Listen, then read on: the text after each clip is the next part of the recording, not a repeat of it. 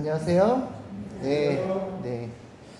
아침 시간에 정말 날씨도 참 좋고, 아주 신선한 하루인 것 같습니다. 또 이 시간에 또 저에게 맑은 정신을 주시고, 또 하나님 말씀을 연구할 수 있는 시간을 허락하신 하나님께 이 모든 감사를 드립니다. 오늘 제가 이 준비해온 말씀은 이 에스더서에 나오는 말씀입니다. 여러분 에스더서를 읽어보신 분 계시나요? 에스더서 손으로 이제 제가 내향을 달고 손 에스더서. 이 에스더서는 정말로 재미있는 말씀이 있더라고요.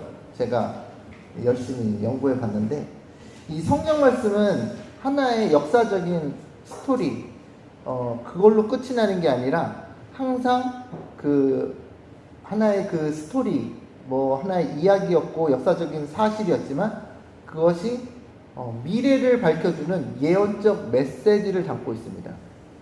그게 이제 우리가 구약 성경이 지나간 역사지만 우리가 다시 공부해야 되는 이유죠. 그래서 요한계시록을 공부하신 분들은 좀 아시겠지만 마지막 때는 이 선악의 대전쟁이 벌어지는데요. 그 전쟁을 연상시켜주는 미래적으로 보여주는 투영한다고 그러죠. 미래적으로 프로젝트라고 그래요. 그 프로젝트를 하는 그런 구약의 사건들이 많이 있는데 그 중에 가장 두드러진 게 뭐냐면 다윗과 골리앗의 대결이에요. 다윗과 골리앗 얘기는 다 아시죠? 그래서 다윗과 골리앗의 싸움은 누가 이길 것 같아요? 겉으로 보기에는? 골리앗이 이길 것 같잖아요. 덩치도 엄청 크고 칼도 엄청 큰 차를 타고. 그래서 이스라엘 사람들이 다 벌벌 떨고 있는데 이 요한계시록에 나오는 선악의 대쟁투 속에서 하나님과 함께하는 다윗이 이깁니다. 그래서 이제 그러한 구약의 스토리들이 이 마지막 때에 있을 것을 하나님의 지혜로 이렇게 투영시켜 보여주는 것을 이제 표상학이라고 합니다. 신학에서는 표상학. 그래서 그림자 실체 이런 관계로 또 얘기하죠. 표상학 또는 원형과 모형과 원형, 또 표상학, 또 그림자와 실체. 그래서 그것 중에 하나가 오늘 여러분에게 말씀드릴 이 에스더서입니다. 제가 이 그림을 준비해 왔거든요. 이 그림을 보시면 어떤 생각이 드세요? 느낌. 그림을 가져온 데는 그림을 보는 사람의 마음속에 이게 딱 와서 맺히는 그 느낌이란 게 있잖아요. 자, 한 번씩 물어보겠습니다. 어떤 느낌을 가지세요, 시사님? 에스더가 사랑스럽다? 네, 이제 에스더에게 눈길이 가시는군요. 이 그림을 이렇게 만드느냐고 좀 애를 썼습니다. 한 15분밖에 안 걸렸어요. 근데 AI 제너레이터, 이미지 제너레이터로 이렇게 좀 신경을 썼는데, 또 다른 분 있으세요? 어떤 인상이 와닿았다? 장로님, 어떤 인상을 가지세요?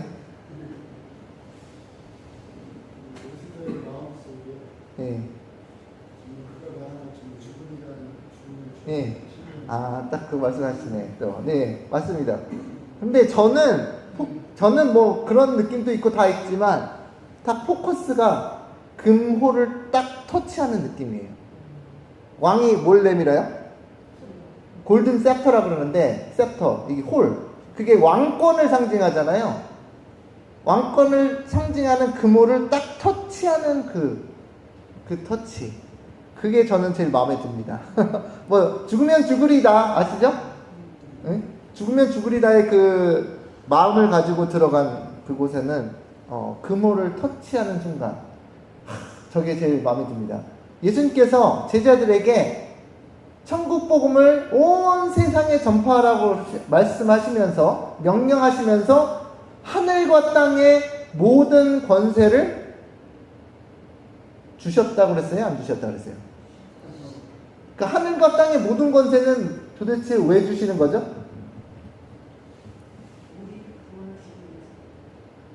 아니, 우리에게 왜 주시냐고요? 제자들에게. 네? 사용? 하늘과 땅의 모든 권세가 왜 필요해요? 예수님께 주셨잖아요. 예, 그러니까 주었는데 그 하늘과 땅의 권세가 왜 필요하다는 거예요? 네, 세상의 복음 전파를 위해서 나의 노력도 필요하겠지만 누구의 공로로 돼요? 예수님의 공로로 되니까 하늘과 땅의 모든 권세가 주어지는 것이죠. 복음 전파를 위해서, 다시 말하면 선교를 위해서 복음 전파를, 땅끝까지 복음을 전하기 위해서는 하늘과 땅의 모든 권세가 뭐예요? 필요되는 거예요. 제공이 되는 거예요. 그런데 그걸 상징하는 게 그 금호를 딱 터치하는 거예요. 금호를. 예. 그래서 뭐 에스더서를 읽어보신 분은 아시겠지만 나중에 그 왕이요 에스더에게 그 반지와 도장을 찍는 반지 조서를 작성한 다음에 네 마음대로 조서를 써. 그리고 내가 반지까지 꺼내줄게. 그 반지 도장이 달렸거든요. 직인 딱 찍는 그것까지 다 줍니다. 그러니까 하늘과 땅의 모든 권세를 주는 것과 비슷하죠? 예, 한 분만 아멘 하셨네요. 그죠? 그러니까 여러분이 그 선교를 하시거나 전도를 하시거나 이럴 때 무엇을 받는다고 생각하셔야 되냐면 하늘과 땅의 모든 권세를 받는다고 생각하셔야 된다는 거예요. 그래야지 전도가 되는 거 아니겠어요? 하나님의 권세로 하는 거니까, 하나님의 권능으로. 그래서 저는 여기 장면 부분에 뭐 에스더가 아리답고 내가 죽으면 죽으리다 하는 그 엄중한 마음을 떨리는, 두렵고 떨림으로 들어가는 권세도, 그런 마음가짐도 있지만 하늘과 땅의 권세를 다 받는 왕의 호를 탁 터치하는. 그래서 제가 이걸 연출했다니까요. 마음에 드셨는지. 오늘 제목은 지성소로 들어가는 에스더와 14만 4천입니다. 14만 4천은 요한계시록 7장에 어제 저녁에 봤을 때 14만 4천이 나왔었죠.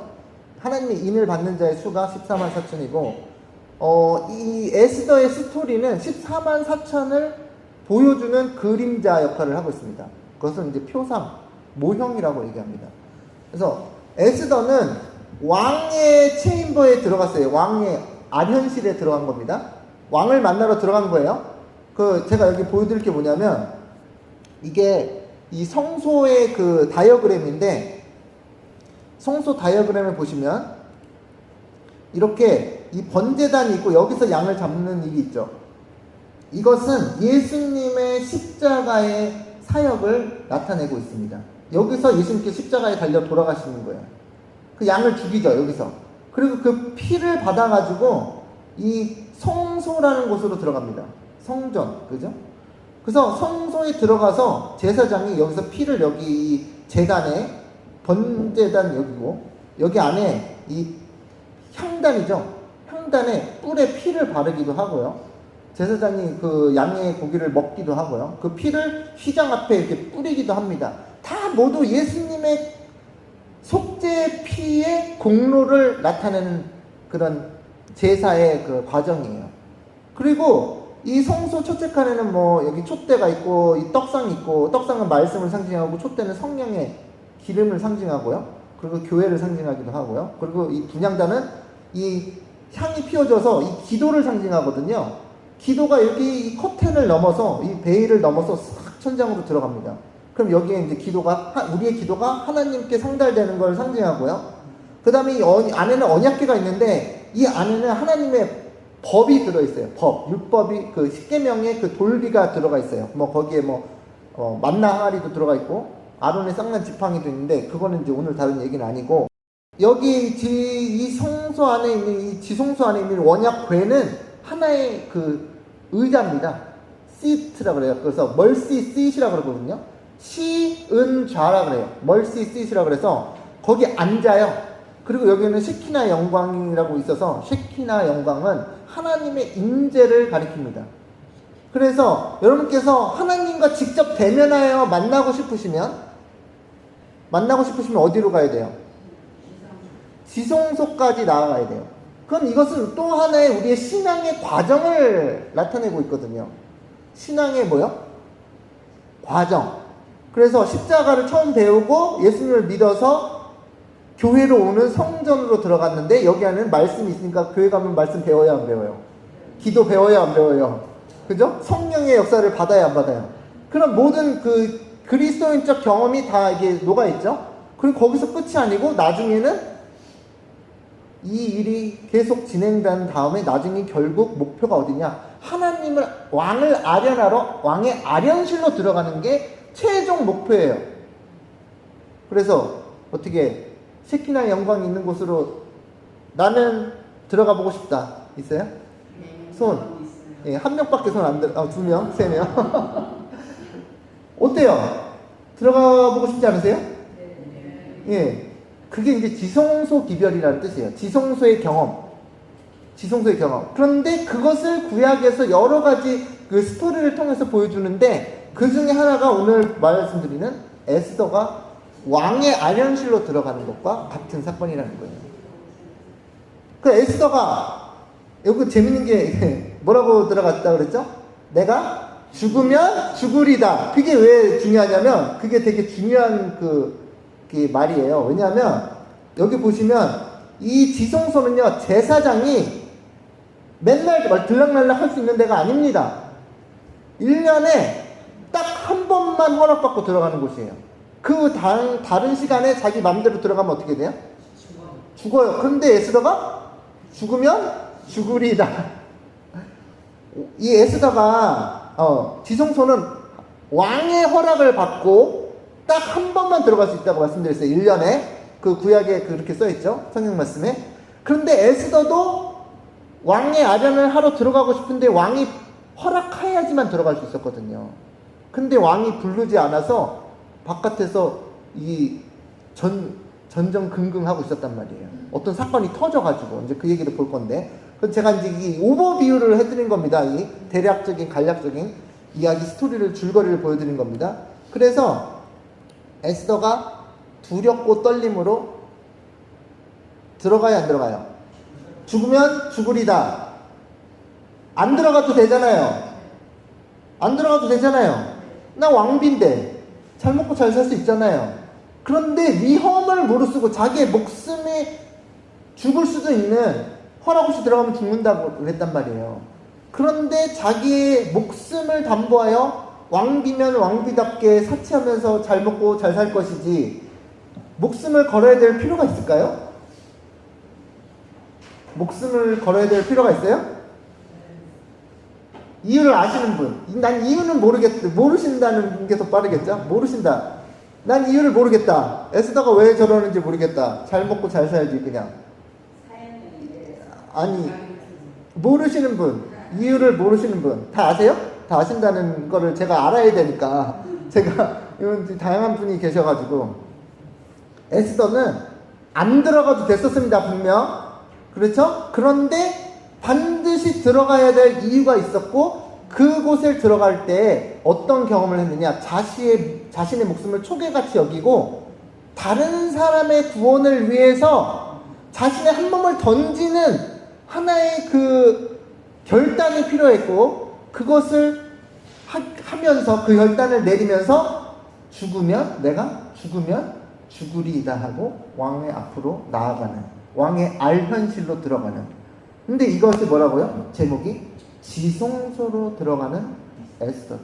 그것이 마지막 때 이 14만 4천의 그 행동, 그 경험을 표상한다고 볼 수 있겠습니다. 재밌죠? 재밌을 것 같은데 시간이 빨리 가니까. 자, 이 성경 주석 이게 보면은 우리 교회 성경 주석 이렇게 보면 이런 말씀이 있어요. 에스더 시대가 있었죠. 에스더가 왕비하던 시대에 하나님의 백성에게 이른 시련이 있었습니다. 아시는 분은 아시겠지만 이 나라에, 메데 페르시아라는 나라에 하만이라는 그 무서운 사람이 그 권력자로 등장하면서 그 사람에게 무릎 꿇지 않고 절하지 않는 자는 어떻게 돼요? 죽이라는 명령이 내렸어요. 무시무시하죠? 근데 그것이 또 요한계시록과 관련 있잖아요. 요한계시록 13장가 무슨 말 하는지 모르시는 분 조금만 기다리세요. 그래서 그 시대에 하나님의 백성이 이 모르드게라는 사람이 그 하만에게 무릎 꿇지 않았기 때문에 모르드게만 죽이는 게 가가지고 분이 안 풀린다. 그래서 이 모르드게 어디 사람이야? 알아봤더니 어디 사람이래요? 예, 이스라엘 사람이다. 유대 사람이라는 거 알고 그 민족을 다 멸하려는 그런 엄청난 위기가 닥쳐옵니다. 그래서 에스더 시대에 하나님 백성에게 이른 시련은 그 시대에 국한된 특별한 경험이 아니다. 그랬죠? 그래서 주석에 이렇게 써 있습니다. 세상 끝날까지 여러 시대를 내려다본 계신자는 용이 여자에게 분노하여 돌아가서 그 여자의 남은 자손 곧 하나님의 계명을 지키며 예수의 증거를 가진 자들로 더불어 싸우려고 바다 모래 위에 섰더라고 선포하였다. 요한계시록 12장 17절에 보니까 요한계시록을 이제 공부하시면 이 용이 나옵니다. 용은 사단을 상징하고 용과 하나님의 백성과의 이 전쟁이 벌어지는데 그때 용은 사단은 하나님의 백성을 죽이려고 애를 쓰는데 이런 역사가 에스더서에서 나온 역사랑 유사하다는 거예요. 다시 말씀드리지만 성경은 하나님의 영감으로 된 책이기 때문에 과거의 역사가 미래를 비추는 굉장히 심오한 그 예언적 메시지를 담고 있다고 말씀드렸습니다. 그래서 이거를 제가 딱 읽고서는 그렇구나. 그런데 점점 공부하면 공부할수록 에스더는 이 마지막 때 요한계시록에 나오는 14만 4천의 경험과 유사한 경험을 하고 있구나라는 결론에 이르러서 제가 이걸 준비했습니다. 자, 하나님의 남은 백성에 대하여 마지막 때 사단과 용과 하나님 백성과의 싸움에서 이 남은 백성에 대하여 최후의 공포된 법령이 있대요. 나라에서 법을 만든다는 얘기예요. 당시 메데 페르시아에도 하만이 법을 만들었거든요. 이 하나님의 백성을 죽이라는. 그런데 이것은 역사가 반복돼서 마지막 때에도 이런 법령이 내리고 이 법령은 아하수에로 지금 에스더 남편이 될 사람 왕이 유대인들에게 내린 법령과 매우 어떤 것이요? 비슷한 것이다. 그러니까 과거를 예수님은 처음이요 마지막이라고 그랬잖아요. 종말을 처음부터 고하시는 분이 예수님이에요. 그게 뭐예요? 예수님께서는 하나님이셔서 이 시공간을 초월하시기 때문에 처음부터 종말을 보이시는 분이에요. 종말이 뭐예요? 말세에 일어날 일을 처음부터 보이시는 분이시라는 거예요. 그래서 오늘 참 교회의 원수들은 안식일 계명을 지키는 적은 무리 가운데서 대궐문에서의 모르드게와 같은 사람을 본다. 이 모르드게가 에스더의 그 누구죠? 친척 관계가 어떻게 되지? 삼촌이잖아요. 이 삼촌이 모르드게라는 사람인데 글쎄 하만이 딱 서 있는데 하만이 이제 모든 사람들이 하만을 보고 절을 하니까 근데 모르드게는 하나님을 믿는 사람이거든요. 그러니까 아무에게나 절해야 하네요. 안 하죠. 그러니까 하나님의 계명을 지키기 위해서 절 안 하거든요. 그러니까 이 하만이 화가 난 거거든요. 그러면서 너 이제 혼나봐라 이렇게 된 거죠. 그래서 당신의 율법에 대한 하나님의 백성의 경위는 여호와의 경외하기를 버리고 당신의 안식일을 짓밟고 있는 자들에게 끊임없는 견책이 된다. 자, 또 보겠습니다. 우리 아까 성소 이거 봤죠? 서론. 에스더는 하나님의 특별한 섭리와 계획으로 페르시아 왕 아하스웨로의 왕비가 된다. 여기서 우리는 하나님의 백성에게 닥치는 위험을 어떻게 하시고요? 미리 예수님과 시간을 초월하시는 분이니까 미래를 보실 수 있는 분이니까 미리 하시고 철저히 준비하시는 하나님의 놀라운 구속의 계획을 확인할 수 있다. 이거 보면은 하만이 벌써 등극할 거는 예수님은 다 아시죠? 그럼 하만이 등극할 거 알고 모르드게가 무릎 꿇지 않으니까 모르드게가 핍박을 당할 것을 알고 이걸 어떻게 해결하지? 하시다가 맞다. 모르드게의 그 사촌인가? 네, 조카 죄송합니다. 이게 조카를 이쁘게 만드셔가지고 딱 아리따운 처녀를 준비시켜 놓은 다음에 그 다음에 또 왕이 전국적으로 다 포고령을 내려서 야 처녀들 다 시집가지 말고 기다려 내가 한번 봐야 되겠어. 그런 일이 그래서 처녀를 뽑는 일이 생기죠. 그러니까 다시 말해서 미스 페르시아 대회가 열린 거죠. 우리나라에는 뭐 미스 코리아, 뭐 미국은 미스 USA 이렇게 뽑는 것처럼. 그래서 그 페르시아 대회가 열려가지고 거기서 누가 뽑히게 해요? 자, 그거는 또 누가 하신 거예요? 예수님께서 그렇게 뽑히게 만들어야죠. 그래야지 이제 그 구속이 진행되니까 하나님께서는 뭐 만 가지 방법이 있으시지만 하나님의 백성을 구원할 여러 가지 방법이 있으시지만 요번에는 이런 방법을 사용하신 거죠. 그래서 에스더를 또 아리답게 태어나게 하셔가지고 아리답게 자라게 한 다음에 처녀가 딱 될 나이에 하필이면 아하스로 왕이 자기 부인과 이제 저거 되고 쫓겨나 부인을 폐비시키고 새로운 왕비를 뽑는데 거기서 누가 제일 마음에 들어요? 에스더가 제일 마음에 들잖아요. 딱 뽑히게 해서 왕비가 되죠. 그리고서는 뭐 에스더에게는 뭐 지극히 큰 뭐 삶이 편한 예? 그런 삶이었겠지만 하나님께서는 이 백성들을 구원하기 위해서 에스더를 준비시켰다는 거죠. 마지막 때도 똑같은데 이제 거기 넘어가겠습니다. 시간이 너무 길어지니까. 그래서 에스더서에서 짐승의 표가 내리는 미래를 미리 역사에서 보여주는데, 자, 에스더에서 보면 하만에게 무릎 꿇지 않는 자는 다 죽이게 하더라 그랬죠. 이게 요한계시록 13장에 보면요, 짐승의 우상과 짐승의 표를 받지 않는 사람은 그렇게 취급을 한다는 게 요한계시록 13장에 나옵니다. 요한계시록을 안 읽어보신 분들은 이제 좀 힘들 수 있겠지만 요한계시록에 그런 내용이 있어요. 짐승의 표 들어보셨죠? 예, 요한계시록에. 그렇다면 에스더는 하나님의 백성을 구원하기 위해 하나님께서 기뻐 쓰시는 도구임에 틀림없다. 에스더의 역사에서 에스더 때문에 그 죽을 유대인들이 안 죽게 되잖아요. 그러니까 이 마지막 때에도 하나님께서 특별히 백성을 준비시키는 게 14만 4천이고 그들을 통해서 모든 그 하나님의 백성들이 죽을 위기에 처하는, 그러니까 다시 말해서 짐승의 표를 받지 않고 짐승의 우상에게 절하지 않는 그런 사람들을 보호하실 그 한 준비된 백성이 14만 4천인데 그것이 에스더로 나왔단 말이에요. 구약의 스토리에서는. 그렇죠? 그래서 에스더는 말세에 일어날 14만 4천 교회의 상징이며 그들이 예수님의 형상을 충만히 반사하는 과정에서, 자, 중요한 얘기 나왔죠? 14만 4천은 예수님의 형상, 아름다운 성품을 어떻게 반사해요? 충만히 반사하는 교회를 나타내요. 여러분은 어떻게 세요? 여러분은 예수님의 아름다운 형상을 나는 100%는 심하고 나는 50%만 반사하겠다. 이런 분 계세요?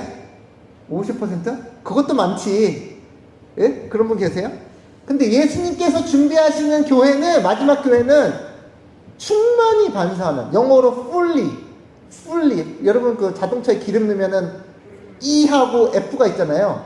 E는 empty, 기름이 비었다. 주유소 가서 기름 넣어라 이거고, F는 뭐예요? 이게 full이에요. 꽉 채워. 만땅이에요. 다시 말해서. 그죠? 주유소 가면 뭐라 그러세요? 꽉 채워주세요. 만땅 넣어주세요. 그게 F입니다. 그래서 full인데 충만히 반사하는 교회를 나타냅니다. 그런데 에스더가 어떻게 충만히 반사했는지 지금 다 들으셨죠? 어떻게 충만히 반사했나요? 방금 우리 지금 한 20분 동안 지금 인트로덕션 했잖아요. 에스더가 어떻게 예수님의 형상을 반사했는지 지금부터 말씀드릴게요. 자, 예수님께서 하늘 보좌에서 이 땅으로 죄인들을 구원하시러 올 필요가 있었나요? 필요가 없진 않았겠지만 안 오셔도 됐었어요. 안 오셔도. 죄인들을 구원하려 안 오셔도 됐다니까요. 하늘 보좌에서 천사들의 경배를 받으시면서 그냥 사셔도 되고, 죄인들은 죄를 졌으니까 뭐하고 하나님의 공의에 따라 처단을 하고 그러면 되잖아요. 근데 예수님께서 하늘의 영광을, 아까 전에 그 천미를 부르셨는데, 하늘의 영광을 버리시고 이 땅에 오신 주, 맞죠? 하늘의 영광을 버리시고 이 땅에 내려오셨어요. 그리고 그 죄인들을 살리기 위해서 자신의 목숨을 초계같이 던지셨잖아요. 근데 에스더가 여기서 왕비로서 그냥 부족함 없이 계속 살면은 절대 죽을 일 없어요. 왕의 부인인데. 그렇잖아요. 나중에 너 유대인이었어? 근데 내 와이프인데 죽일 수 없잖아. 이쁜데. 그렇잖아요. 그러니까는 잘 살 수 있어요. 그런데 에스더는 그것을 다 던질 각오로 왕의 그 아련실에 들어갔잖아요. 그러니까 예수님의 형상을 반사했다고 볼 수 있지 않나요? 자신의 모든 것을 버려야 됐다니까요. 만약에 저기 왕이시여, 이 에스더가 왕비가 당신의 와이프인 줄 알겠는데, 왕비인 줄 알겠는데 이 사람이 지엄한 메데 페르시아에 변개할 수 없는 메데 페르시아의 법은 또 변개할 수 없는 거거든요. 바꿀 수가 없어요. 그 법을 어겼으니까 반드시 뭐 해야 된다? 사형에 처해야 된다 하면 그날따라 부부싸움 했으면 죽을 수도 있어요. 그런 상황에서 자신의 모든 영광을 내던질 각오를 하고 죽으면 죽으리라 하고 들어간 그 성품이 예수님께서 하늘의 영광을 버리시고 이 땅에 오셔서 자신의 몸을 죄인들을 살리기 위해서 내어던진 그 예수님의 사랑과 겹치는 부분이 있단 말이에요. 어때요? 여러분은 어떠세요? 여러분은 예수님의 영광을 위해서 목숨을 초기같이 죽으면 죽으리라 에스더처럼 하시고 싶은데 이제 가족들이 있죠. 지켜야 할 가족들이. 예? 그게 지금 성품으로 드러나는 거예요. 성품으로. 어때요? 가족을 지켜야 되겠다. 네. 가능이 있으면 네. 아니 그냥 그건 이제 살짝 얘기 드린 거고 여러분께서 예수님을 위해서 무엇을 던질 수 있냐는 거예요. 무엇을 던질 수 있냐는. 그거는 뭐 예수님의 사랑에 빌어야죠. 마리아처럼 그 엄청 비싼 향유를 가져다가 예수님 발 아래 부으면서 눈물로 예수님 발을 씻었던 사람도 있는 반면 시몬이라는 사람은 잔치에 초대를 해서 식사는 대접은 하는데 그건 안 하죠. 그죠? 그 정도. 그러니까 이게 다 예수님을 사랑하는 마음에 비례해서 예수님께 예수님을 위해서 모든 것을 내던지는 신앙인이 있고 아니면 예수님 부자 법관처럼 예수님을 따라가기에는 내 돈이 너무 많은데 그래서 그거 안 버리잖아요. 예수님이 너 그거 버리고 쫓아와야지 쫓아올 수 있어 할 때 그 재산이 더 크잖아요. 그 사람에게는 예수님보다. 그래서 안 쫓아가잖아요. 그런데 이 마지막 때의 14만 4천은 어떤 사람이에요? 다른 영혼들을 구원하기 위해서 모든 것을 던질 수 있는 사람이에요. 그러한 예수님의 마음을 품은 사람이에요. 그런 사람이 어디에 들어갈 수 있다는 거예요? 14만 4천 플러스 뭐예요? 왕의 아련실에 목숨을 걸고 들어간다는 얘기예요. 모세가 그랬거든요. 모세가 야, 이 백성들을 비켜라. 내가 다 가서 멸하고 모세 너의 로얄 패밀리부터 다시 시작하자. 그랬더니 모세가 그거 참 좋은 생각이십니다. 하나님 그랬어요? 그들을 죽이기 위해서는 나의 생명책의 이름을 지어주세요. 모세가 그냥 해본 말이에요? 아니면 진심으로? 그러니까 그리스도의 사랑에 예수님의 마음을 심장을 품은 사람이 있다라는 거예요. 그것이 이제 에스더로 지금 표현된 겁니다. 에스더의 죽으면 죽으리다 라는 선언은 예수님의 형상을 어떻게 해요? 충만히 반사하는 과정이며 이것이 지성소로 들어가는 그리스도인이 체험하는 신앙의 그 표준이라는 거죠. 왕의 보좌에 담대히 나아가는 그녀의 모습은 허락 없이 들어가면 죽는 지성소로 나아가는 장면과 유사하다. 14만 4천의 후보자들은 이 경험을 반드시 하여야 하며 그렇게 할 때만 그들은 예수님의 형상을 충만히 반사할 것이다. 다시 말해서 예수님께서는 지금 뽑고 있습니다. 지금 에스더가 그 나라에서 미스 페르시아 대회에 열려서 누가 제일 아름다운가 이렇게 뽑았잖아요. 예수님은 외모로 사람을 취하시는 분이 아니시잖아요. 그죠? 그래서 외모로 취한 분이 아니시기 때문에 하나님께서는 뭘 보신다고요? 다윗을 왕으로 세울 때 뭐라고 하셨어요? 외모로 사람을 취하지 말라. 나 여호와는 그 사람의 뭐요? 중심을 보느니라. 그래서 마음의 중심이 가장 아름다운 사람들을 14만 4천으로 뽑고 계시다는 거. 이 시대에 마지막 시대에 뽑고 계시다는 거. 그래서 그렇게 되고 싶으시면 예수님께 온 마음을 바치면 됩니다. 온 마음을 바치면 그 후보자에 들어갑니다. 그렇지만 그리스도인들 중에서는 예수님께 마음을 반만 바친 사람, 30% 바친 사람, 60%만 바친 사람, 그런 사람들이 있어요. 왜냐하면 자기가 가진 것들이 또 되게 중요하기 때문에. 그런데 예수님을 14만 4천에 들어가기 위해서는 자기가 가진 모든 것을 버릴 수 있는 그런 사람이 되어야 합니다. 예수님을 억지로 버리는 게 아니라 이거 아까운데 억지로 이야 이렇게 아니라 예수님을 진짜로 사랑하기 때문에. 그 에스더가 왕비의 직위를 내놓을 각오를 했죠? 그거 얼마나 중요한 위치예요. 그죠? 자, 보겠습니다. 자, 에스더의 이름 뜻은요, 그 에스테르에서 와가지고, 에스테르가 별이란 뜻입니다. 그래서, 에스더의 이름은 별이다. 이 별은 또, 다니엘서 12장 3절 보면은, 지혜 있는 자는 궁창의 빛과 같이 빛날 것이요. 여러분, 지혜 있으세요? 하나님을 아는 지혜가 있으십니까? 많은 사람을 어디로요? 예수님께로, 그죠? 돌아오게 한 자는 뭐와 같이?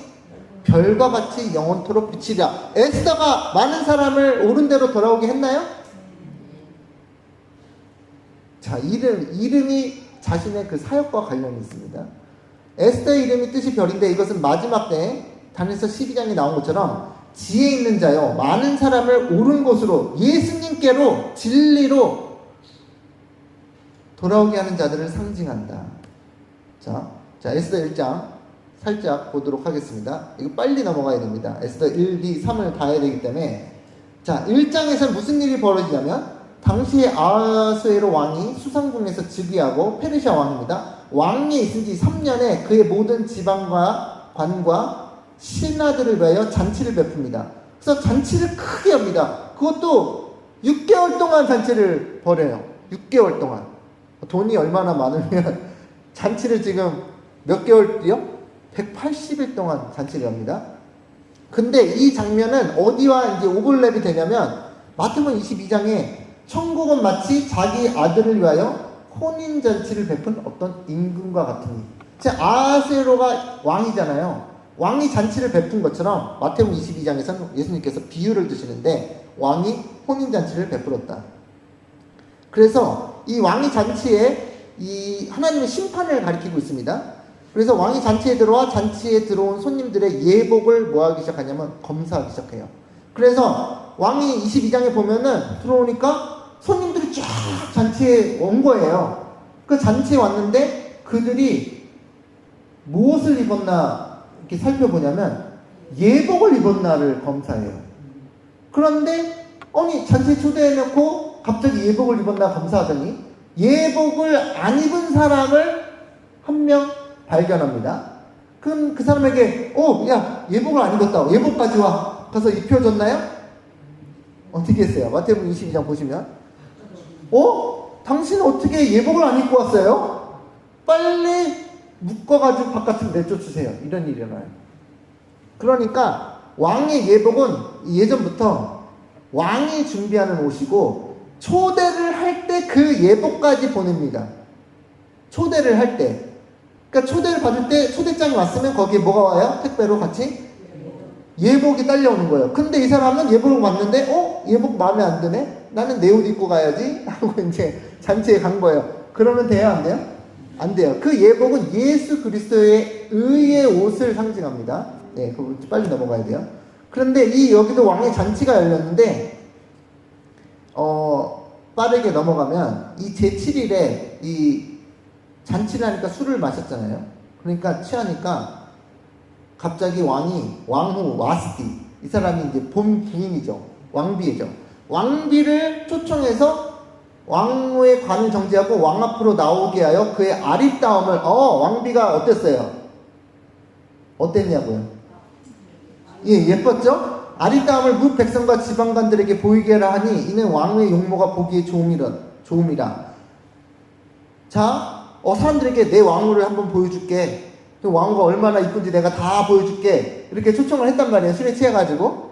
그런데 왕후 와스디가 내시가 전하는 왕명을 따르기를 좋아해요? 싫어해요?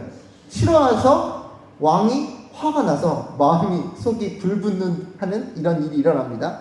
자, 여기서 일단 둘이서만 있을 때 말 안 들어도 그냥 남편이 그래 그렇게 넘어갈 수 있는데 온 사람들이 수백 명이 앉아있는 곳에서 왕비를 불렀는데 부인이 안 온다. 그런 남자들에게는 그런 망신 중에 그런 망신이 없어요. 예? 자, 인정하세요? 둘 사이 있으면 괜찮아. 둘 사이만 있으면 괜찮아. 그런데 모든 사람 보는 앞에서 면박을 당하고 거절을 당하면 그것처럼 망신이 없습니다. 그죠?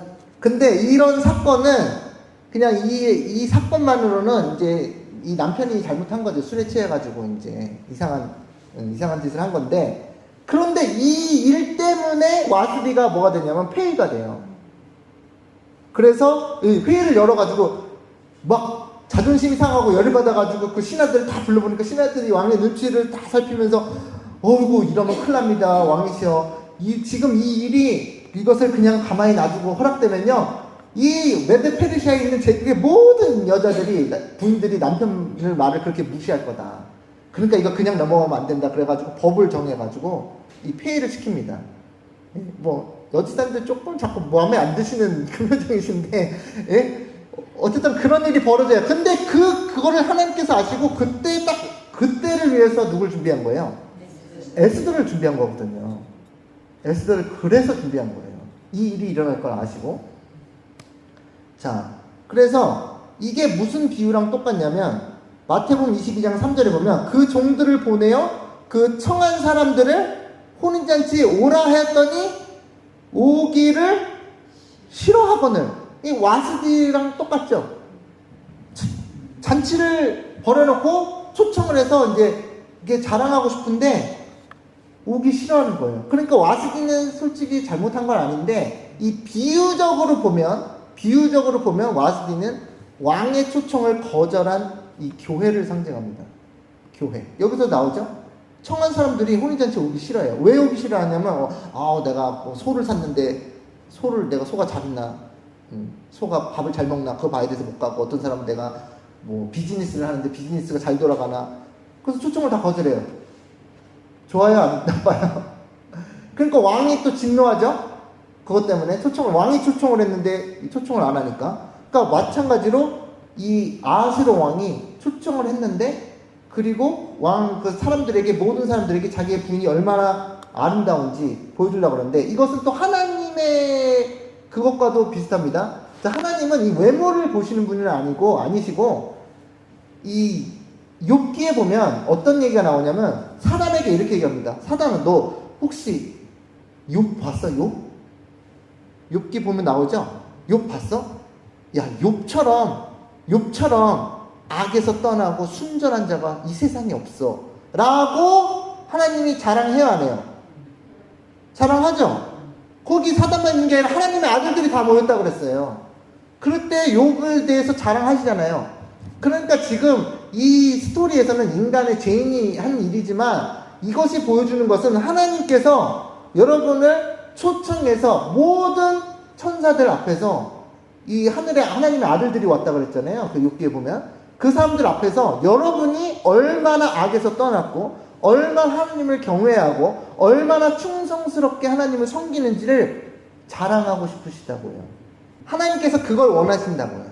그래서 예수님께서 여러분을 지성소로 초청하신다는 게 그 얘기입니다. 모든 우주의 거민들 앞에서 여러분을 다 뭐하고 싶으신 거예요? 자랑하고 싶은. 그리고 여러분과 혼인하는 예수님께서 우리가 혼인하신다는 거에 있어서 거부감이 없으시죠? 예, 영적 결혼. 그래서 이 침례요한이 말했잖아요. 침례요한이 다 사람들이 예수님한테 가던데요? 침례요한이 제자들이. 그러니까 침례요한이 뭐라 그래요?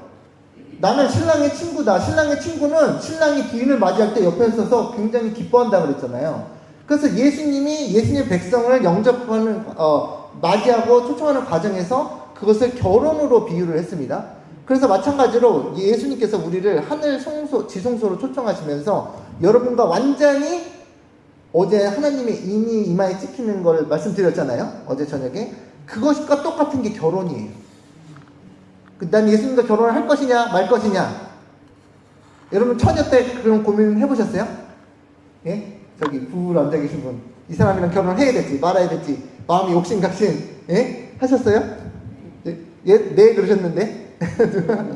그렇죠. 그런데 내가 정말 결정을 딱 해서 예수님께 온 마음을 들여서 예수님과 정말 영원한 언약의 관계를 맺고 싶고 그걸 확정하고 싶다. 그게 지성소로 들어오라는 초청입니다.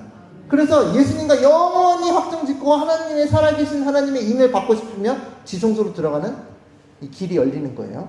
그래서 어쨌든 초청을 했는데 오기 싫어하거늘. 와스디가 싫어했죠? 일단은 그 이 스토리, 비하인드 스토리가 어쨌든. 자, 이거 어떻게 처치할까? 이거 얘기 넘어가고요. 시간이 없으니까. 남편을 멸시할 것입니다. 그래서 여기 뭐라고 그러냐면 왕이 만일 좋게 여기실 텐데 와스디가 다시는 왕 앞에 오지 못하게 하는 조서를 내리되 바사와 메대의 법률에 기록하여 변개함이 없게 하고 그 왕의 자리를 누구한테 줘요? 누구한테? 그보다 더 나은 사람에게 주소서. 그래서 뭐가 열려요? 다시 초청하는 일이 벌어집니다. 그래서 모든 나라의 처녀가 다 뭐예요? 결혼이 금지되고 금혼령이 내리고 너희들은 다 정결케 하는 의식을 거치고 나와오라 이렇게 됩니다. 그래서 이 상징들이 나와 있는 걸 정리해 드릴게요. 아하스르 왕은 비유예요. 비유. 아시겠죠? 여러분 그 고레스도 그 페르시아 왕이었는데 예수 그리스도로 비유된 거 아시죠? 고레스는 하나님 믿지 않는 왕인데 왜 예수님으로 비유됩니까? 그럼 다 이게 어느 정도 비유를 할 때 다 맞진 않더라도 그 고레스 왕이 바벨론의 세력을 무너뜨리고 하나님의 백성을 해방시킨다는 그러한 임무를 수행하는 과정 속에서 그리스도로 비유된 거예요. 그래서 아하스르 왕은 예수 그리스도를 상징되는데 초청을 하니까 잔치를 벌여놓고 들어오라는 초청을 하고요. 아리따움을 보이려 함은 외모가 아니라 모든 하늘 세계에 예수님의 신부를 자랑하려 하는 것입니다. 자랑하겠죠? 네. 그 다음에 잔치는 혼인식, 이 심판을 상징합니다. 이 사람이 진짜로 예수님을 사랑하고 예수님의 하나님의 인을 받기를 원하는 심판이 벌어지고요. 근데 와스디는 지성소로 초청을 받았지만 어떤 사람들? 거절한 사람 교회를 말하는 거예요. 교회. 여자는 교회를 상징합니다. 성경에서. 그래서 바울이 얘기했죠. 예, 신부라고. 그 다음 에스더는 지성소 혼인식에 참여하는 성도들을 교회를 상징합니다. 그리고 와스디 페이는 그 심판에서 탈락하는 거예요. 초청을 했는데 거절을 하니까. 자, 그 다음에 2장 보겠습니다. 에스더 2장을 보면 빨리 가야 되겠는데 왕의 측근 신하들에게 아뢰되 왕은 왕을 위하여 아리따운 처녀들을 구하게 하시되 명령하여 아리따운 처녀를 다 도성 수산으로 모아 후궁으로 들여 궁녀를 추구하는 내시의 회계의 손에 맡겨 그 몸을 어떻게 정결하게 하는 물품을 주게 하시고 왕이요 정결케 하는 물품을 제공하네요. 예수님은 우리를 정결케 하시나요? 어제 시편 51편 읽었잖아요. 예? 우슬초로 나를 정결케 하옵소서 나오죠. 예? 나에게 깨끗한 마음을 창조하시고 나에게 정한 마음을 새롭게 하소서 나오죠. 그런 마음을 정결케 하는 물품이 여기에서는 왕에서부터 화사품으로 내려왔는데 우리는 어때요? 우리의 마음을 정결케 하는 것은 어디서부터 올까요? 예수님으로부터 옵니다. 똑같죠? 그래서 왕의 눈에 아름다운 처녀를 와스디 대신 왕으로 삼으소서 결혼하소서 이렇게 된 거죠. 지성소로의 초청이에요. 자, 마태복음 22장 8절 이 평행적으로 왔다리 갔다리 하면서 봅니다. 이에 종들이 이르되 혼인잔치는 준비되었으나 청한 사람은 뭐예요? 합당하지 아니하니 내 거리에 가서 사람을 만나는 대로 혼인잔치로 청하여 오라 한데 지금 벌어지고 있잖아요. 지금 에스더서에서 여기서 각 관리에 명령하여 아리따운 처녀를 다 모아가지고 다 데려오잖아요. 그러죠? 사람을 다 데리고 오서 총회에서 들어옵니다. 그래서 여기 2장 9절에 보면 헤게라는 그 내시가 이 처녀들 좋게 보고 은혜를 베풀어 몸을 정결하게 할 물품과 일용품을 곧 주며 또 왕궁에서 을에 주는 7 궁녀를 주고 에스더와 그 궁녀들을 흉 아름다운 처소로 옮기더라. 지금 준비되고 있죠? 결혼할 준비가 되고 있죠? 그러니까 에스더가 준비됐다는 말은 다시 말해서 마지막 때에 하나님의 백성이 준비된다는 거죠. 이 과정을 이렇게 비슷하게 보여주는 거예요. 이 비유가 되게 중요합니다. 씨 뿌리는 비유, 무슨 비유 많잖아요. 그게 다 천국의 법칙을 다 설명하는 거예요. 그래서 이것을 실제 일어난 스토리지만 비유로 보고 있는 겁니다. 그래서 이의 말씀을 보면 에스더를 하나님의 순결한 교회를 상징하는 아름다운 교회를 정결케 하기 위해 필요한 모든 것은 누구로부터? 왕으로부터 주어진다는 거예요. 그 여러분 정결케 되고 싶으세요? 그리고 여러분이 이제 락스를 마신다고 정결케 되는 게 아니고 이 표백제를 여러분이 스스로 정결케 될 수가 없다는 얘기예요. 왕으로부터 받아야 돼. 우리 왕은 누구십니까? 예수님으로부터 받아야 돼요. 예. 정결케 되게 원하신다면 신부로, 남자들은 약간 거꾸로운데 그게 교회가 이 예수님의 신부로 표상되어 있습니다. 자, 그래서 왕이 선택합니다. 에스더가 왕궁에 인도되어 들어가서 왕 앞에 나가니 왕이 모든 여자보다 에스더를 더 사랑함으로, 이 콩깍지를 딱 씌워주셨겠죠, 예수님이? 그죠? 그래서 와스디를 대신하여 왕으로 삼은 후에 왕이 크게 잔치를 베푸니 이는 에스더를 위한 잔치라. 그래서 어쨌든 에스더가 왕비가 됐습니다. 잘 됐죠? 잘 됐죠? 모든 여자보다 에스더를 사랑함으로 딱 뽑히는 건 에스더잖아요. 여기서처럼 여기 비유를 보면 마태복음 22장 14절에 청함을 받은 자는 많대. 여러분이 지금 오늘 와서 말씀 잔치에서 말씀을 들으시면 청함을 다 받은 거예요. 근데 청함 받은 사람은 많대? 뭐 하는 사람? 택함을 받는 자는 많대요? 적다는 거예요. 어떻게 해요? 여기 적은 물인데 우리 다 같이 택함을 받을까요? 말까요? 택함을 받아야 되는데 택함을 받은 사람 적고, 근데 다 왜 안 왔다고 그랬어요? 왜 안 왔다고 그랬어요? 나 소사서 안 오고 뭐 내 비즈니스가 바빠서 저거 하고 내가 지금 뭐 집을 새로 졌는데 거기 물이 새나 가봐야 되고 그래서 안 온다니까요. 그래서 택함을 받은 사람이 적다는 거예요. 다 자기 비즈니스가 바빠. 근데 그 비즈니스가 아무리 바빠도 생명의 말씀을 듣기 위해서 오시는 사람들은 택함을 받는다는 거죠.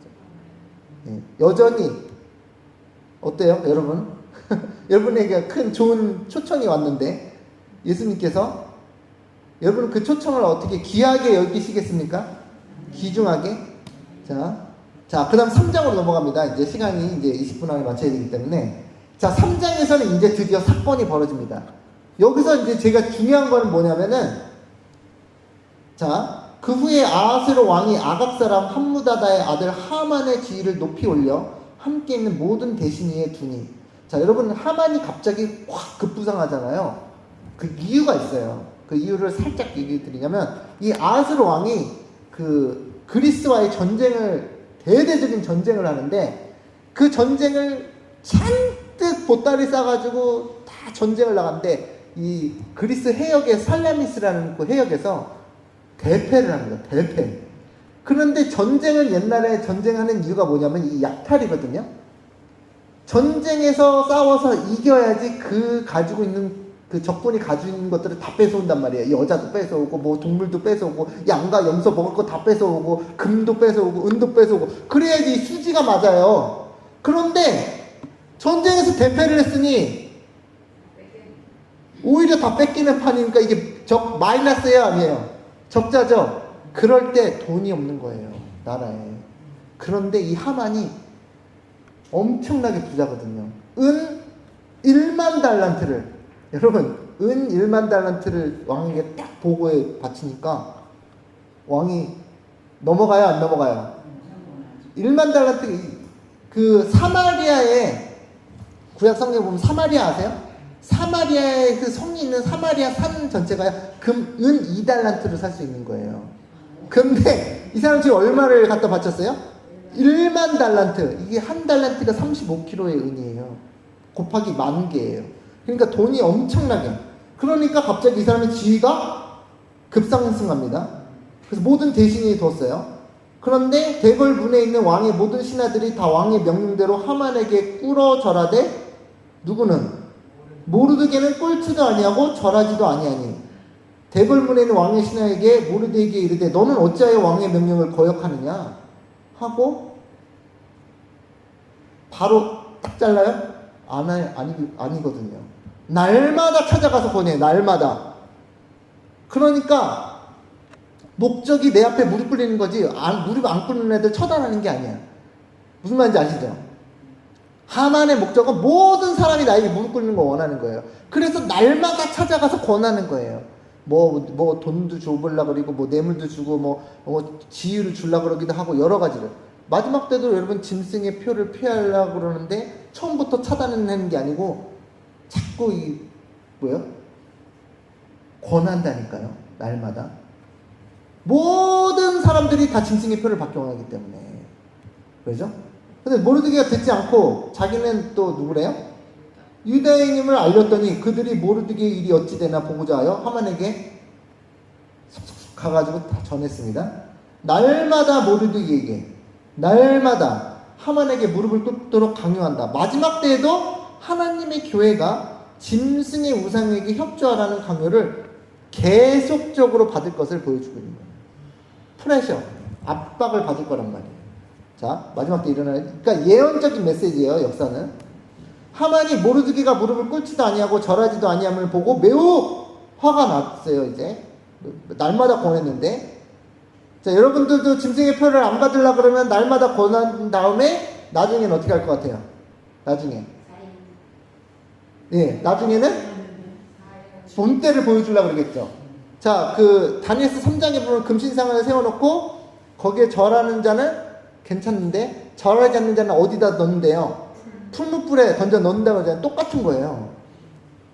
자, 에스더 3장 5절에 무릎 꿇지도 않고 절하지도 아니하니까 매우 화가 났어요. 하만이.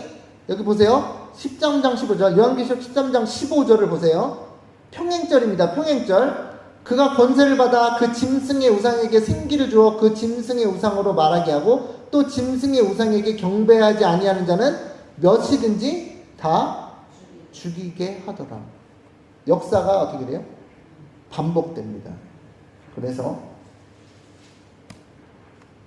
그들이 또 모르드게의 민족을 하만에게 알림으로 하만이 모르드게만 죽이는 것이 부족하다 생각하고 아수에로의 온 나라에 있는 유다인 곧 모르드게의 민족을 다 멸하고자 하더라.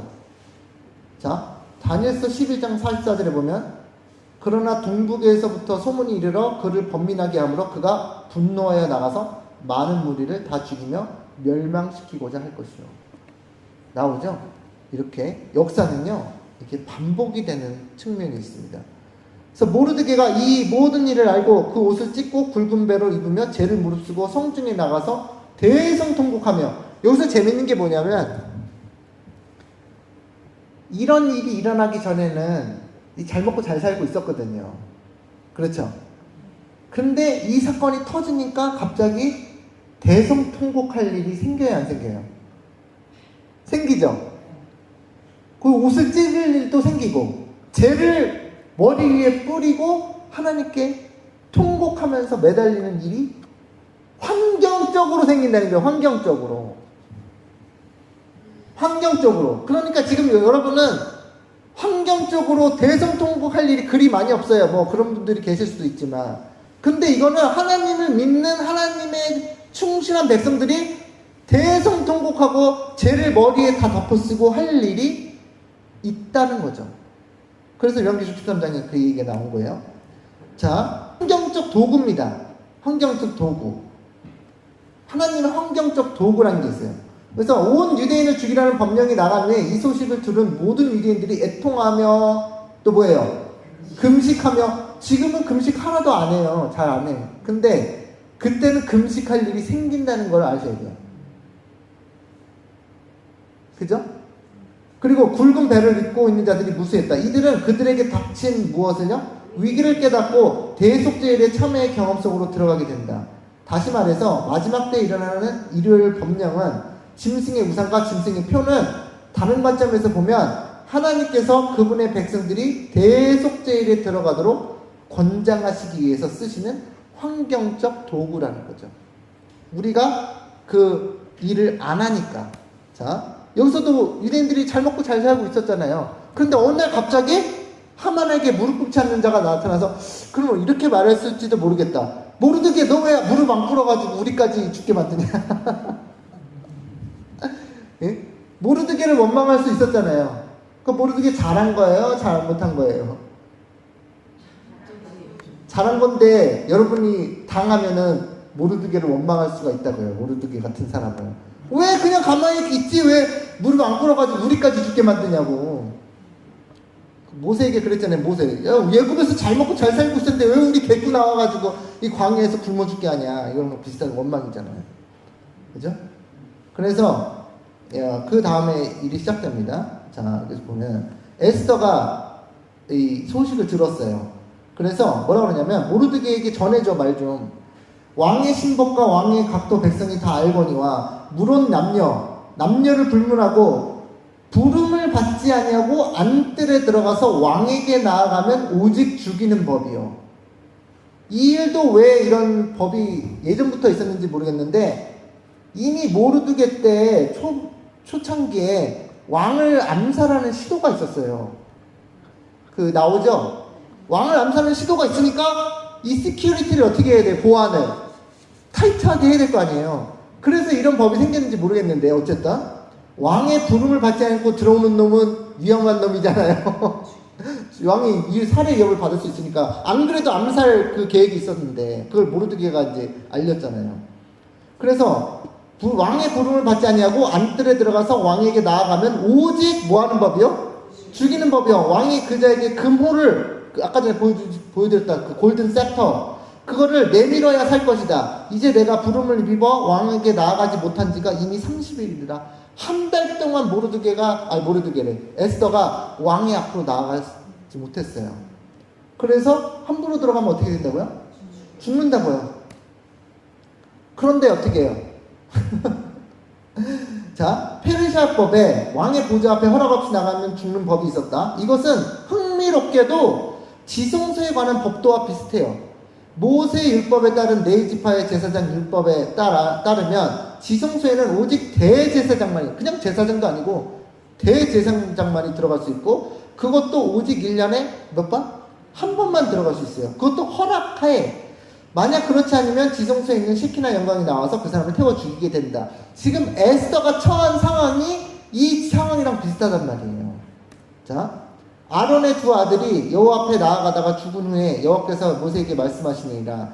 여호와께서 모세에게 이르시되 내 형 아론에게 이르라. 성소의 장막 아닌데 뭐 빠진 면인데 장한 법궤 속죄소의 앞에 무시로 들어오지 말아서 사망을 면하라. 무시로 들어가면 죽는다는 얘기죠. 내가 구름 가운데서 속죄소에 나타납니다. 여기서 에스더가 왕의 앞에 허락 없이 나간다면 그녀의 목숨이 죽을 수도 있다는 것을 모르드게에게 알리고 있어요.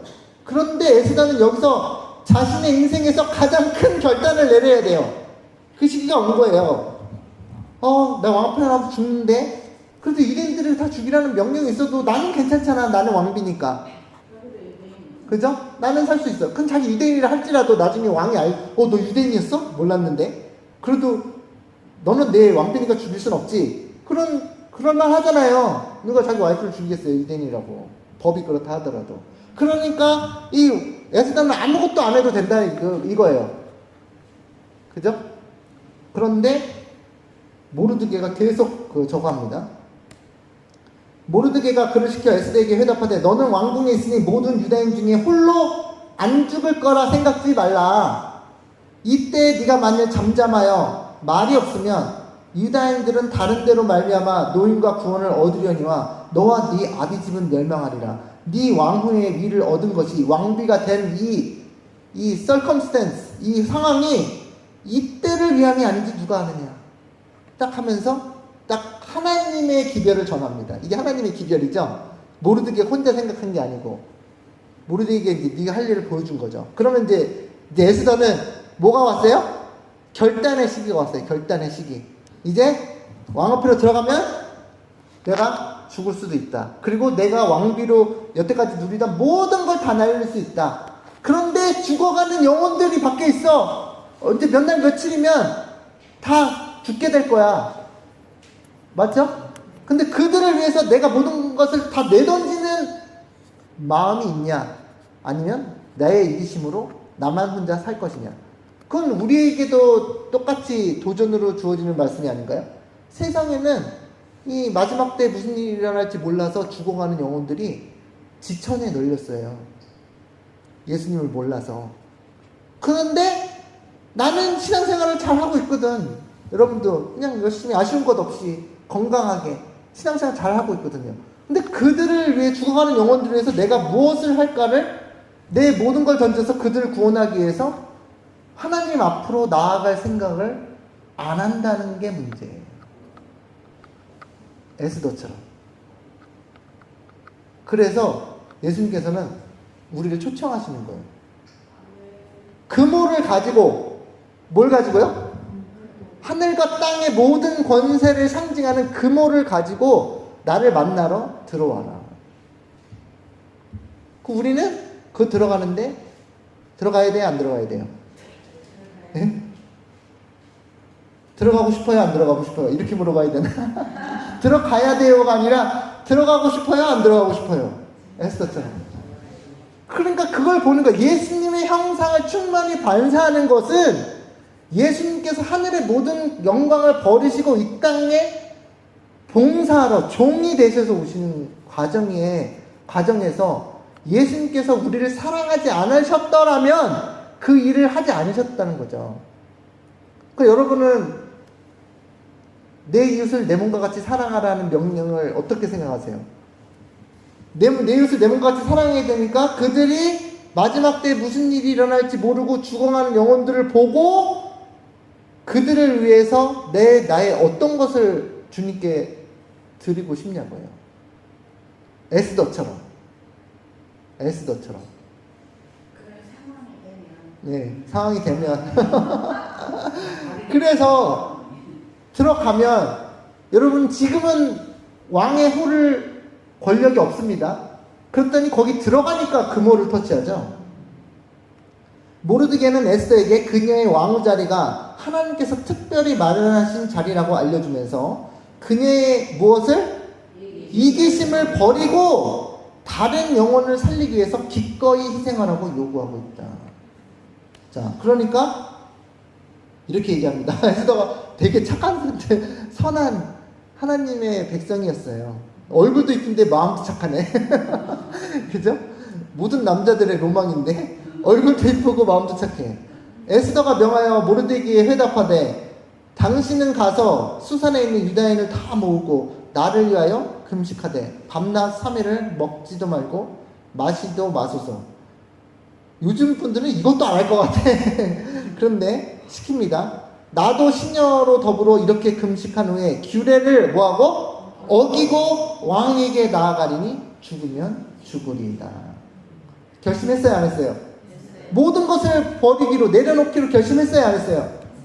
그러니까 예수님이 기뻐하실 수밖에 없죠. 감동하실 수밖에 없죠. 온 하늘이 지켜보는데 야 제가 죄인인데 사람 다 죄인이잖아요. 에스더는 뭐 의인으로 태어났으니까 다 똑같은 죄인이고 이기심 있는 죄인인데 다른 영혼을 살리기 위해서 자기의 모든 것을 잃어도 괜찮다.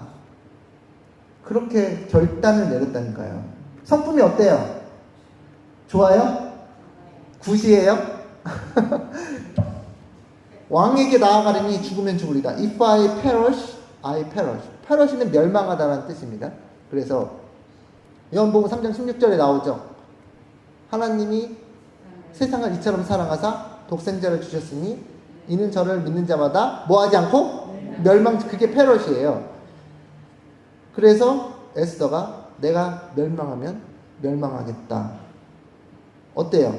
이런 마음이 어때요? 예수님의 마음인가요? 예수님도 내가 십자가에서 달리면 달리거든요. 근데 에스더는 안 죽었잖아. 에스더는 안 죽었잖아요. 아브라함의 아들 이삭은 안 죽었잖아요. 근데 아브라함은 이삭을 바칠 각오로 갔는데 모든 것을 주님께 헌신하는 마음으로 갔는데 아브라함은 이삭을 안 죽였잖아요. 근데 예수님은 죽으셨다니까요. 그래서 예수님의 성품을 나타내고 있습니다. 그러나 결단을 했어요. 분명히 에스더가 이러면 또 안 죽겠지 이게 아니라 자기가 죽는 각오로 들어간 건 똑같다는 거죠. 그래서 그렇게 됐습니다. 에스더가 금식에 들어가며 기도하겠다고 말하면서 온 유대 백성들도 그녀를 위해 기도하라고 요구한다. 이 장면을 마치 대제사장이 지성소에 1년에 한 번 들어가서 안에서 대속제일의 규례를 진행하는 동안 백성들은 열심히 금식하며 바깥에서 기도하죠? 기도하는 것과 똑같은 장면이죠. 자, 대속제일의 규례입니다. 너희는 영원히 이 규례를 지킬지어다. 일곱째 날 그 달 10일에 7월 10일 유대력입니다. 너희는 스스로 어떻게 해요? 괴롭게 하고 아무 일도 하지 말되. 자, 16장 30절 레위기. 이날에 너희를 위하여 속죄하여 너희를 어떻게 해요? 정결하게 하리니. 누가요? 하나님께서. 너희 모든 죄에서 너희가 여호와 앞에 정결하리라. 이는 너희에게 안식일 중에 안식일인 즉 너희는 스스로 괴롭게 할지니 영원히 지킬 규례라 그랬습니다. 에스더가 이 규례를 스스로 괴롭게 했을까요? 안 했을까요? 3일 동안 금식했잖아요. 괴로워요? 안 괴로워요? 지금 자신의 목숨을 걸어야 되는 상황이면 마음이 즐겁습니까? 아니, 저는 이게 제일 여기서 중요하다는 보는 게 하나님께서 그러한 기도를 올릴 수 있게 그런 상황을 주셨다는 거예요. 그게 고마운가요? 아니면 무서운가요?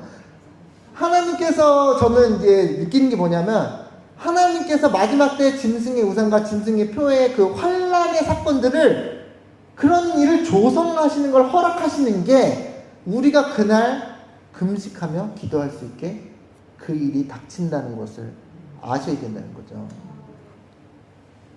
그날 지금은 스스로 괴롭게 하지 않고 금식하지도 않고 아침, 점심, 저녁 다 챙겨 먹으면서 그러고 있잖아요. 금식할 일이 뭐가 있어요 지금.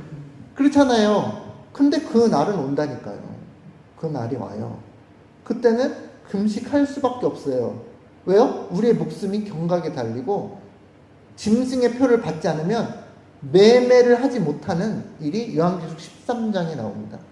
그날에 밥을 아마 먹고 싶지 않을 수가 있어요. 진짜로 금식이 되는 그런 때가 있다는 거예요. 그래서 이날을 대속죄일이라고 부르는 겁니다. 그래서 이 속죄의 사업이 진행되는 동안에 각 사람은 통회하고 마음을 괴롭게 해야 하였다. 그날의 대속죄일을 말하는 거예요. 그날에 모든 사람은 이를 전폐하고 이스라엘 온 회중이 엄숙하게 하나님 앞에서 자신을 겸비하게 하고 기도하고 금식하고 마음을 깊이 살피는 가운데 지내지 않으면 안 되었다. 그죠? 그래서 죽으면 죽으리다. 예수님의 형상을 충만히 반사했습니다. 자, 여기서 이제 시간이 지났기 때문에 예수님께서 이렇게 말씀하시죠. 마가복음 8장 34절 무리와 제자들을 불러 이르시되 누구든지 누굴 따라가요?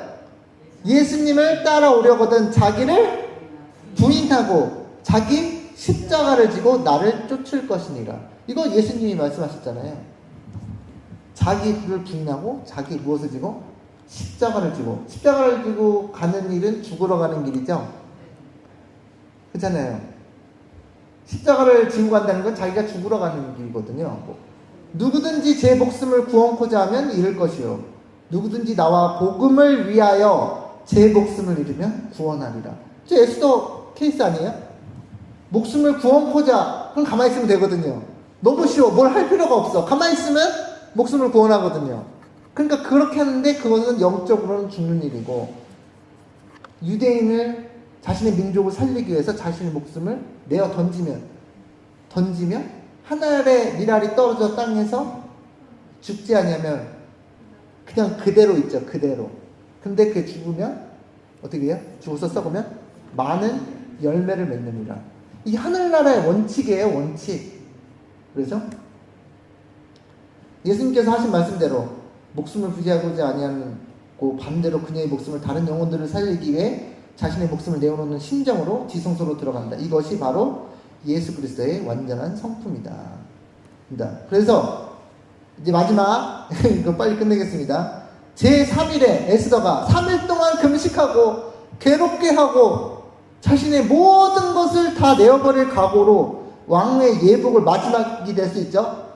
이거 딱 벗겨 그러면 이제 왕후 예복 다 이게 스트립 어프 되는 거죠. 다 입고 왕궁 안뜰 곧 어전 맞은편에서니 왕이 어전에서 전문을 대하여 보호자의 영어로 로열 트론이에요. 보호자 앞에 나갔다니까요. 이게 그 지성소에 나가는 거랑 똑같은 거예요. 앉았다가 왕후 에스더가 뜰에 선 것을 본즉 심히 뭐예요? 예수님께서 야 쟤 눈 좀 어떻게 좀 콩깍지 다 씌워놔 그냥 반드시 에스더 보고 뭐 해야 돼요? 사랑스러운 마음이 뭉게뭉게 피어올라야 돼요. 그래야지 에스더가 사니까. 법은 법이긴 한데 그래서 심히 그냥 살아온 게 아니고 사랑스러운 게 아니고 신이 사랑스러움으로 손에 잡았던 그물이 이렇게 착 이렇게 나갔습니다. 그물을 그에게 내미니 에스더가 가까이 가서 그물을 끝을 탁 만진지라. 이게 제가 하이라이트라고 그랬잖아요. 이거 하이라이트. 그러게 이게 우리가 하나님의 마지막 백성 14만 4천이 되고자 하는 사람들은 이러한 심정으로 예수님의 재림을 준비해야 된다는 거예요. 아멘 소리가 아주 한 20데시벨밖에 안 됩니다.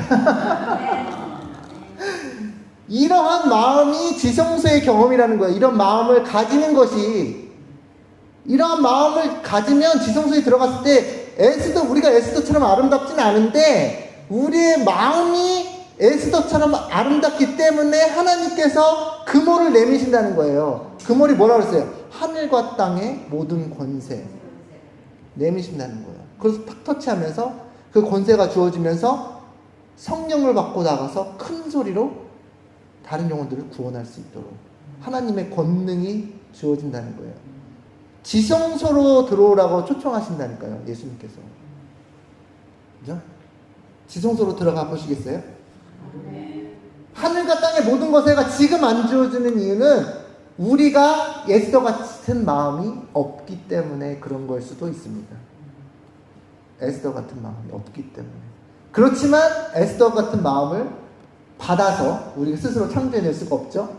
받아서 예수님도 받아서 지성소로 초청하시는 왕의 체인버, 왕의 알현실로 들어갈 때 예수님께서 우리에게 금호를 내리실 것입니다. 그러면 그거 터치하면 어떻게 돼요? 사는 거예요. 사는 거예요. 지성소에서 죽지 않고 사는 거예요. 하나님의 영광 앞에 죽지 않고 사는 겁니다. 이러한 신앙을 소망하시고 그것을 받기 위해서 간절히 기도하시는 저와 여러분 되시기 바라면서 말씀 마치겠습니다. 아멘.